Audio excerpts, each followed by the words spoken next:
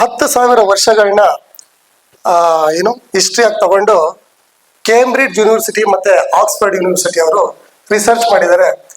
ಇಡೀ ವರ್ಲ್ಡ್ ಅಲ್ಲಿ okay most genius and sacrifice their life to the society ಅಂತ ಒಂದು 100 ಜನ ಲಿಸ್ಟ್ ಮಾಡಿದಾರಂತೆ. ಅದರಲ್ಲಿ ಮೊದಲನೇವ್ರ ಹೆಸರು ಯಾರು ಹೇಳ್ತೀರಾ?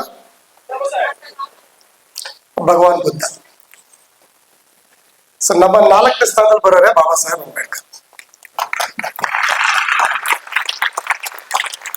ಹೀಗೆ ಹೇಳಿ SC ಅಂತ ಹೇಳ್ಕೊಳ್ಳೋದಿಕ್ಕೆ ಮತ್ತೆ ST ಅಂತ ಹೇಳ್ಕೊಳ್ಳೋದಿಕ್ಕೆ ಅಥವಾ ಬಾಬಾ ಸಾಹೇಬ್ ಅಂಬೇಡ್ಕರ್ ಅವರ ಮೊಮ್ಮಕ್ಕಳು ಅಂತ ಹೇಳ್ಕೊಳ್ಳೋದಿಕ್ಕೆ ನಿಮ್ಗೆ ಅವಮಾನ.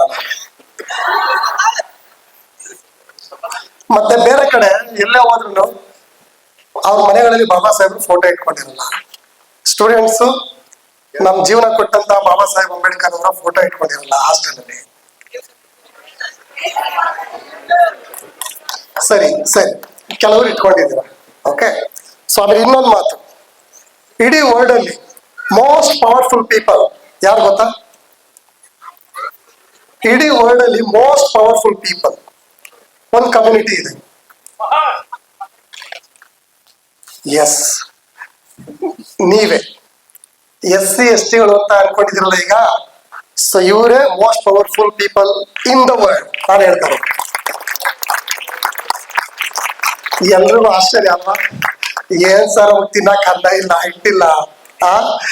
ನಾವು ನೋಡಿದ್ರೆ ಒಣಕಲ್ ಕಡ್ಡಿತಾರ ನಮ್ ತಾತಂದ್ರು ಅವರೆಲ್ಲ ಬದುಕ್ತಾ ಇದ್ರು. ನಾವು ನೋಡಿದ್ರೆ ಇವತ್ತು ದೀಪವಕ್ಕಿ ಅನ್ನ ತಿನ್ಕೊಂಡು ಅಲ್ವಾ, ಸಿದ್ದರಾಮಯ್ಯ ಗ್ಯಾರಂಟಿಯಿಂದ ಕೊಡ್ತಾ ಇರೋ ಏನೋ ಅನ್ನ ತಿನ್ಕೊಂಡು ಬದುಕ್ತಾ ಇದೀವಿ. ನಾವ್ ಹೆಂಗ್ ಸರ್ ಮೋಸ್ಟ್ ಪವರ್ಫುಲ್? ಡೌಟ್ ಬರುತ್ತಲ್ವಾ? ಎಸ್. ಸೊ ಆ ಒಂದು ಮೋಸ್ಟ್ ಪವರ್ಫುಲ್ ಪೀಪಲ್ ನ ಹಿಸ್ಟ್ರಿನ ನಾವು ಇವತ್ತು ತಿಳ್ಕೊಳ್ಳೋಣ. ರೈಟ್? ಓಕೆ. ಸೊ ಆ ಮೋಸ್ಟ್ ಪವರ್ಫುಲ್ ಪೀಪಲ್ 1817 ಅಲ್ಲಿ ಹೇಗ್ ಬದುಕ್ತಾ ಇದ್ರು ಅಂತ ಹೇಳಿದ್ರೆ, ಉಟ್ಕೊಳ್ಳೋಕೆ ಬಟ್ಟೆ ಇರಲಿಲ್ಲ, ಒಂದು ಕಚ್ಚೆ ಕಟ್ಕೋಬೇಕಾಗಿತ್ತು ಹುಡುಗರಾದ್ರೆ, ಮುಂದ್ಗಡೆ ಒಂದು ಪೊರ್ಕೆ ಈ ಮುಂದ್ಗಡೆ ಒಂದು ಕಟ್ಟ ಕಟ್ಕೋಬೇಕಾಗಿತ್ತು. ಏನಕ್ಕೆ ಅಂತ ಹೇಳಿದ್ರೆ ಅವರು ಉಗಿತಾರಲ್ಲ ಆ ಉಗುಳು ಅದು ಬೇರೆಯವ್ರು ತಿಳಿದು ಬಿಟ್ರೆ ಅವ್ರಿಗೆ ಮೈಲಿಗೆ ಆಗುತ್ತೆ ಅಂತ. ಆಮೇಲೆ ಅವ್ರು ನಡೀತಾರಲ್ಲ ಹೆಜ್ಜೆ ಅದು ಗುಡ್ಸ್ಕೊಂಡ್ ಬರ್ಬೇಕಾಗಿತ್ತು. ಅದಕ್ಕೋಸ್ಕರ ಹಿಂದ್ಗಡೆ ಒಂದು ಪೊರ್ಕೆ ಇಟ್ಕೊಳ್ತಾ ಇದ್ರು. ಏನಕ್ಕೆ ಅಂತ ಹೇಳಿದ್ರೆ ಅವ್ರ ಹೆಜ್ಜೆಗಳ ಗುರುತನ್ನ ಬೇರೆಯವರು ತುಳಿದು ಬಿಟ್ರೆ ಅವ್ರಿಗೆ ಮೈಲಿಗೆ ಆಗುತ್ತೆ ಅಂತ. ಓಕೆ. ಆಮೇಲೆ ಕೈಗೆ ದಾರ ಕಟ್ಕೋಬೇಕಾಗಿತ್ತು, ಬಲಗೈಗೆ, ಮತ್ತೆ ಕಾಲ್ಗೆ ಒಂದು ಕಪ್ಪು ದಾರ ಕಟ್ಕೋಬೇಕಾಗಿತ್ತು. ಏನಕ್ಕೆ ಅಂತ ಹೇಳಿದ್ರೆ ಅವರು ಅಸ್ಪೃಶ್ಯರು ಅಂತ ಗುರ್ತಿಸೋದಿಕ್ಕೆ ಅದು ಐಡೆಂಟಿಫಿಕೇಶನ್ ಆಗ್ತಾ ಇತ್ತು. ಇವಾಗ ಒಂದಷ್ಟು ನಮ್ಮ ಹೆಣ್ಮಕ್ಳು ಮತ್ತೆ ಗಂಡ್ಮಕ್ಳೆಲ್ಲರೂ ಕತ್ತಿಗೆ ಅಲ್ವಾ ಕೈಗೆ ಎಲ್ಲ ಕಪ್ಪು ದಾರಗಳನ್ನ ಕಟ್ಕೊಳ್ತಾರೆ.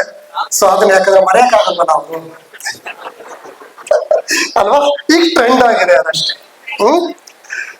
ಸೊ ಆ ತರ ಅಷ್ಟು ನಿಷ್ಕೃಷ್ಟತೆಯಿಂದ ನಮ್ಮ ಜನ 1817 ಬದುಕ್ತಾ ಇದ್ರು. ಆಗ ಆಳ್ತಾ ಇದ್ದಂತ ದೊರೆ ಯಾರು ಅಂತ ಹೇಳಿದ್ರೆ ಮುಂಬೈ ಪ್ರಾಂತ್ಯದಲ್ಲಿ ಬಾಜಿರಾವ್, ಪೇಶ್ವೆಗಳ ದೊರೆ ಬಾಜಿರಾವ್, 2ನೇ ಬಾಜಿರಾವ್. ಕೇಳಿದ್ರೆ ಹೆಸರು? ಫಿಲಮು ಬಂದಿದೆ, ನೋಡಿರ್ತೀರ ಅಲ್ವಾ?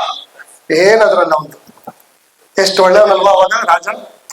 ಆ ರಾಜ ಎಷ್ಟು ನಮ್ಮ ಜನಗಳನ್ನ ನಿಷ್ಕೃಷ್ಟತೆಯಿಂದ ಆಯ್ತಾ ಕ್ರೂರವಾಗಿ ನಡ್ಸ್ಕೊಳ್ತಾ ಇದ್ದ ಅಂತ ಹೇಳಿದ್ರೆ, ಯಾರಾದ್ರೂ ಆ ಕಾನೂನಿಗೆ ಅಂದ್ರೆ ಏನೋ ಕಟ್ಟ ಕಟ್ಕೊಳ್ಳೋದು, ಪರ್ಕೆ ಕಟ್ಕೊಳ್ಳೋದು, ಅದು ಊರಿನ ಒಳಗಡೆ ಅವ್ರು ಯಾವ ಬರ್ಬೇಕಾಗಿತ್ತು ಅಂತ ಹೇಳಿದ್ರೆ ಮಧ್ಯಾಹ್ನ 12 ಗಂಟೆ ಒಳಗಡೆ ಬರ್ಬೇಕಾಗಿತ್ತು. ಏನಕ್ಕೆ ಅಂತ ಹೇಳಿದ್ರೆ ಅವ್ನ ನೆರಳು ಕೂಡ ಮೈಲಿಗೆ ಆಗುತ್ತೆ ಬೇರೆಯವ್ರ ಮೇಲೆ ಬಿದ್ರೆ ಅಂತ. 12 ಗಂಟೆಯಿಂದ 1 ಗಂಟೆ ಒಳಗಡೆ ಮಾತ್ರ ಬಂದು ಊರೊಳಗಡೆ ಅವ್ರದ್ದು ಏನೇ ಕೆಲಸಗಳಿದ್ರು ಮಾಡಿ ಮುಗಿಸ್ಕೊಂಡು ಹೋಗ್ಬೇಕಾಗಿತ್ತು. ಅಷ್ಟು ಚೆನ್ನಾಗೆ ಬಾಜಿರಾವು ನಮ್ಮ ಜನಗಳನ್ನ ನೋಡ್ಕೊಳ್ತಾ ಇದ್ದ 1817. ಓಕೆ. ಸೊ ಆ ಸಂದರ್ಭದಲ್ಲಿ ಬ್ರಿಟಿಷ್ನವರು ಆಲ್ ಸೌತ್ ಇಂಡಿಯಾನ ಆಕ್ರಮಿಸ್ಕೊಂಡಿದ್ರು. ಹಾಗೇನೆ ನಾರ್ತ್ ಇಂಡಿಯಾನ ಅವರು ಕಬ್ಜಾ ಮಾಡ್ಕೊಳ್ಳೋದಕ್ಕೆ ಹೊಂಚಾಗ್ತಾ ಇರ್ತಾರೆ. ಸೊ ಆಗ ಒಂದಷ್ಟು SC ಅಂದ್ರೆ ಮಹರ್ ಮತ್ತೆ STಗಳು ಅವ್ರಿಗೂ ಇದ್ರ ಸೈನಿಕರಲ್ಲಿ ಒಂದಷ್ಟು ಅವಕಾಶಗಳನ್ನ ಪಡ್ಕೊಂಡಿರ್ತಾರೆ.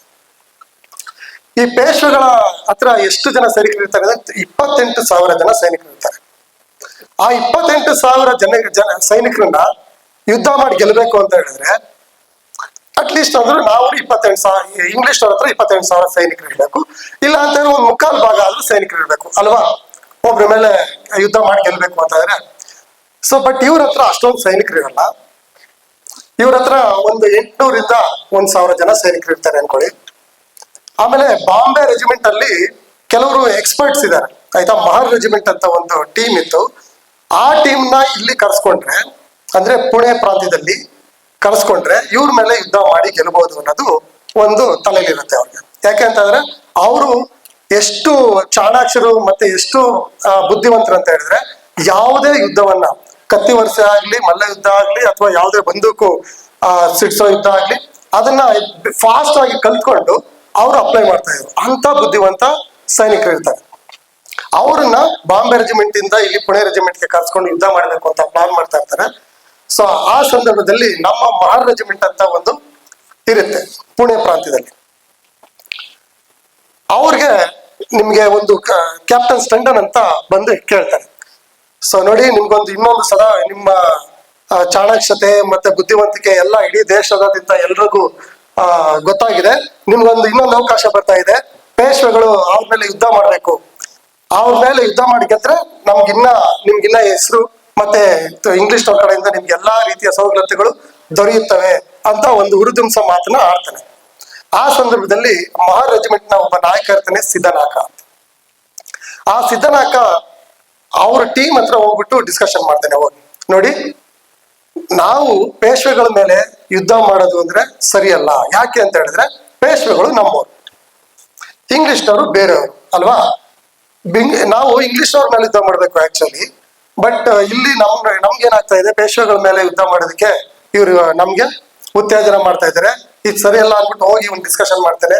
ಹಾಗಾದ್ರೆ ಒಂದ್ ಕೆಲಸ ಮಾಡೋಣ, ಹೋಗಿ ಬಾಜಿರಾವ್ ಹತ್ರ ಒಂದ್ಸರಿ ಮಾತಾಡಿ, ನಾವು ಬೇಕಾದ್ರೆ ಅವ್ರ ಜೊತೆ ಸೇರ್ಕೊಂಡು ಇಂಗ್ಲಿಷ್ನವ್ರ ಮೇಲೆ ಯುದ್ಧ ಮಾಡಿ ಅವ್ರಿಗೆ ಈ ದೇಶದಿಂದ ಓಡಿಸೋಣ ಅನ್ನೋ ಪ್ಲಾನ್ ಮಾಡ್ತಾರೆ.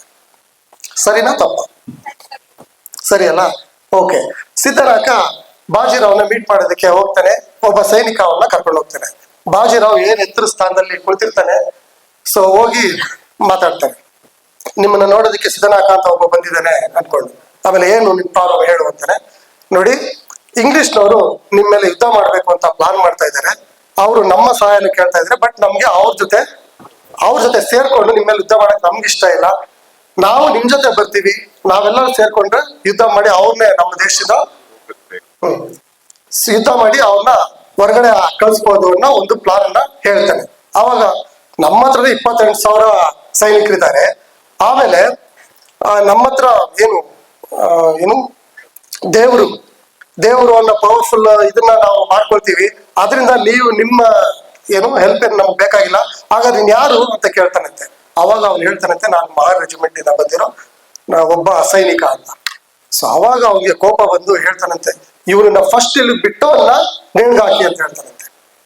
ಅಂದ್ರೆ ಆ ಜಾತಿಯನ್ನ ಕ್ರೌರ್ಯ ಅವನಲ್ಲಿ ಎಷ್ಟಿತ್ತು ಅಂತ ಹೇಳಿದ್ರೆ, ಅವ್ನು ನಿಂತಿರ್ತಾನಲ್ಲ, ಅವನನ್ನ ಫಸ್ಟ್ ಹೊರಗಡೆ ಕಳಿಸಿ ಆ ಒಂದು ಇದನ್ನ ಜಾಗನ ಇವರು ಬ್ರಾಹ್ಮಣರ ಕರೆಸಿ ಅದನ್ನ ಸ್ವಚ್ಛ ಮಾಡಿ ಅಂತ ಹೇಳ್ತಾನಂತೆ.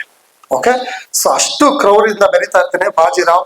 ಇದನ್ನೆಲ್ಲ ಗಮನಿಸಿದಂತ ಸಿದ್ಧನಾಕ ಡಿಸಪಾಯಿಂಟ್ ಆಗಿ ಹೋಗ್ತಾನೆ. ಅವ್ನು ಹೋದ್ಮೇಲೆ ಆ ಟೀಮ್ ಅವರೆಲ್ಲ ಕಾಯ್ತಾ ಇರ್ತಾರೆ ಇವನು ಬರುವಿಕೆನ.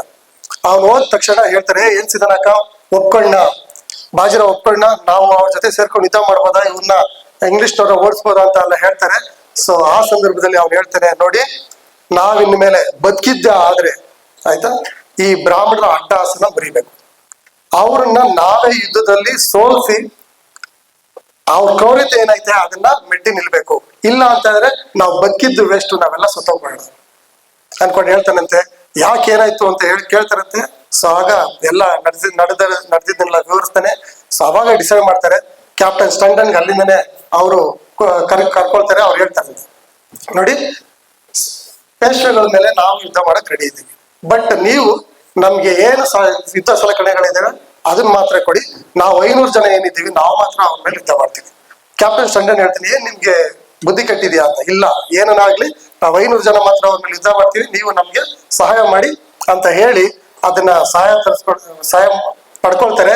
ಸುಮಾರು ಶಿರೂರು ಅಂತ ಒಂದು ಪ್ಲೇಸ್ ಇರ್ತದೆ.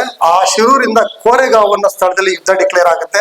ಸುಮಾರು 27 ಕಿಲೋಮೀಟರ್ನ ಅವರು ಮಾರ್ಚ್ ಸೈನಿಕರು 500 ಜನ ಏನಿರ್ತಾರೆ ಅವರೆಲ್ಲ ಆ ಸ್ಥಳಕ್ಕೆ ನಡ್ಕೊಂಡು ಹೋಗ್ತಾರೆ 27 ಕಿಲೋಮೀಟರ್. ಅವ್ರಿಗೆ ಊಟ ಇಲ್ಲ, ತಿಂಡಿ ಇಲ್ಲ, ನೀರಿಲ್ಲ. ಬೆಳಿಗ್ಗೆ ಜನವರಿ 1 ಡಿಕ್ಲೇರ್ ಆಗಿರುತ್ತೆ, 9 ಗಂಟೆಗೆ ಯುದ್ಧ ಶುರು ಆಗುತ್ತೆ.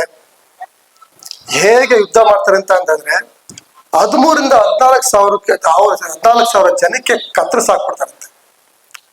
ಅವ್ರಿಗಿದ್ದ ರೋಷ, ಅವ್ರಿಗಿದ್ದ ಆವೇಶ, ಅವ್ರಿಗಿದ್ದ ಕಿಚ್ಚು ಅಷ್ಟು ಜನಕ್ಕೆ ಸಾಯ್ತಾರಂತೆ. ಇವ್ರು ವೀರಾವೇಶ ನೋಡಿ ಇನ್ ಮಿಕ್ತವ್ರು ಎದ್ಕೊಂಡು ಓಡ್ಬಿಡ್ತಾರಂತೆ. ಸರಿನಾ? ಆಗ ಯುದ್ಧ ಡಿಕ್ಲೇರ್ ಆಗುತ್ತೆ. ಇಂಗ್ಲಿಷ್ನವರು ಯುದ್ಧ ಗೆದ್ದಿದ್ದಾರೆ ಅನ್ನೋ ಒಂದು ಸಂದೇಶ ಬರುತ್ತೆ. ಆ ಸಂದರ್ಭದಲ್ಲಿ ಪಾಪ ನಮ್ಮ ಜನ ಅದ್ರಲ್ಲೂ 25 ಜನ ನಮ್ಮವ್ರು ಸತ್ತಿರ್ತಾರೆ. ನೋಡಿ, 500 ಜನದಲ್ಲಿ 25 ಜನ ಮಾತ್ರ ನಮ್ಮವ್ರು ಸತ್ತಿರ್ತಾರೆ. 13,000 ರಿಂದ 14,000 ಜನಕ್ಕೆ ಅವ್ರಿಗೆ ಸಾಯ್ತಿರ್ತಾರೆ ಅಂತ ಇಮ್ಯಾಜಿನ್ ಮಾಡಿ ಆಯ್ತಾ, ಎಷ್ಟು ಶಕ್ತಿವಂತರು ಅವರು ಅಂತ. ಓಕೆ, ಸೊ ಅದಾದ್ಮೇಲೆ ಕೇಳ್ತಾರಂತೆ ಇಂಗ್ಲಿಷ್ನವ್ರು, ನೀವ್ ಇಷ್ಟು ದೊಡ್ಡ ಯುದ್ಧನ ನಮ್ಗೆ ಗೆದ್ಕೊಟ್ಟಿದ್ದೀರಿ, ನಿಮ್ಗೆ ಏನ್ ಬೇಕು ಹೇಳಿ, ನಮ್ ಖುಷಿ ನಾವು ಏನ್ ಬೇಕಾದ್ರೆ ಕೊಡ್ತೀವಿ ಅಂತ. ಏನ್ ಕೇಳ್ಬೋದಾಗಿತ್ತು? ಅಕಸ್ಮಾತ್ ನಾವೆಲ್ಲ ಆಗಿದ್ರೆ ಏನ್ ಕೇಳ್ತಾ ಇದ್ವಿ? ಅರ್ಧ ರಾಜ್ಯ ಕೇಳ್ತಾ ಇದ್ವು, ವಜ್ರ ವೈಡೂರ್ಯ, ದುಡ್ಡು, ಅದು ಇದನ್ನೆಲ್ಲ ಕೇಳ್ತಾ ಇದ್ವು ಅನ್ಕೊಳ್ಳಿ ಅಲ್ವಾ. ನಮ್ ಜನ ಏನ್ ಕೇಳಿದ್ರು ಗೊತ್ತಾ? ಇಡೀ ಇಂಡಿಯಾದ ಎಲ್ಲಾ ಜನತೆಗೂ ಶಿಕ್ಷಣ ಕೊಡಿ ಅಂತ ಕೇಳಿದ್ರು. ಯಾಕಂದ್ರೆ ಶಿಕ್ಷಣ ಇಲ್ದರೆ ನಾವು ಈ ಪರಿಸ್ಥಿತಿಲಿ ಇದೀವಿ. ಹಾಗಾಗಿ ಇಡೀ ದೇಶ ಜನತೆಗೆ ಶಿಕ್ಷಣ ಕೊಡಿ ಅಂತ ರಿಕ್ವೆಸ್ಟ್ ಮಾಡ್ತಾರೆ. ಬಟ್ ಅದು ಸದ್ಯಕ್ಕೆ ಆಗಲ್ಲ. ಒಂದಷ್ಟು ವರ್ಷಗಳ ಬಿಟ್ಟು 1835ರಲ್ಲಿ ಲಾರ್ಡ್ ಮೆಕಾಲೆ ಅನ್ನೋ ವೈಸ್ರಾಯ್ ಮುಖಾಂತರ ಸಾರ್ವತ್ರಿಕ ಶಿಕ್ಷಣ ಪದ್ಧತಿನ ಇಂಡಿಯಾದಲ್ಲಿ ಜಾರಿಗೆ ತರ್ತಾರೆ. ಬಂಧುಗಳೇ, ನೆನ್ಪಿಡಿ, ನಮ್ಮ ಮಹಾ ರೆಜಿಮೆಂಟ್ ಅವರು ಯುದ್ಧ ಮಾಡಿ ಓಕೆ ಗೆದ್ದು ತಂದ್ಕೊಟ್ಟ ಒಂದು ಭಿಕ್ಷೆನೆ ಇವತ್ತು ನಾವೆಲ್ಲ ವಿದ್ಯೆ ಕಲಿತಿರೋದು. ಓಕೆ, ಕ್ರಿಸ್ತಪೂರ್ವ 185ರಲ್ಲಿ ಮನುಸ್ಮೃತಿಯ ಮುಖಾಂತರ ನಾವು ವಿದ್ಯೆ, ಆಸ್ತಿ, ಅಧಿಕಾರ, ಸ್ವಾಭಿಮಾನ ಎಲ್ಲ ಕಳ್ಕೊಂಡಿದ್ವಿ. 1835ರಲ್ಲಿ ಮತ್ತೆ ಆ ವಿದ್ಯೆ ನಮಗ್ ಸಿಕ್ಕಿದೆ. ಪರಮ ಪೂಜ್ಯ ಬಾಬಾ ಸಾಹೇಬ್ ಅಂಬೇಡ್ಕರ್ ಅವರು ಪ್ರತಿಯೊಬ್ಬ ಮಗುನು ವಿದ್ಯೆ ಕಲಿಬೇಕು ಅನ್ನೋದನ್ನ ಕಾನೂನಾಗಿ ಮಾಡ್ಕೊಟ್ಟು ಹೋಗಿದ್ದಾರೆ. ಅದನ್ನ ದಯವಿಟ್ಟು ಉಪಯೋಗಿಸ್ಕೊಳ್ಳಿ. ಸರಿನಾ? ಚೆನ್ನಾಗಿ ಓದಿ ಮುಂದೆ ಬನ್ನಿ. Okay, thank you so much.